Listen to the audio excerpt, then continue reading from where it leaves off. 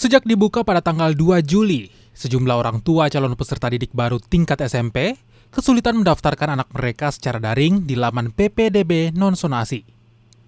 Mereka pun terpaksa mendatangi posko PPDB di SMP Negeri 1 Makassar. Orang tua calon siswa mengaku kendala mereka adalah jaringan internet. Selain itu, beberapa orang tua siswa tidak memiliki ponsel dan ada juga yang tidak mengerti proses pendaftaran secara daring. Ibu dalam rangka apa ke sekolah ini? Pendaftaran masuk. Pendaftaran. Iya. Pendaftaran kan bisa dilakukan secara online. Ibu kenapa ke sekolah?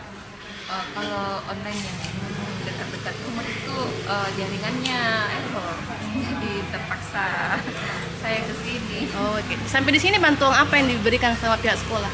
Dibantu. Oh, begitu. Kenapa harus dibantu, Ki? Nggak bisa upload sendiri atau gimana, Ibu? Saya kurang mengerti. Yang tidak dimengerti dari segi apanya itu? Segi pendaftarannya.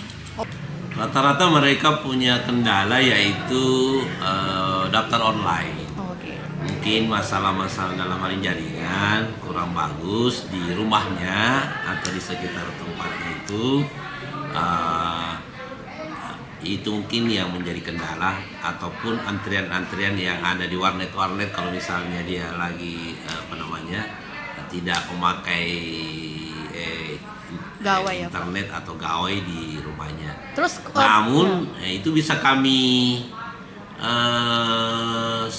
atasi dengan cara mempersiapkan posko PPDB. Kami siapkan selama sampai jam 4 sore, dan itu kami akan bantu. Kami sudah siapkan.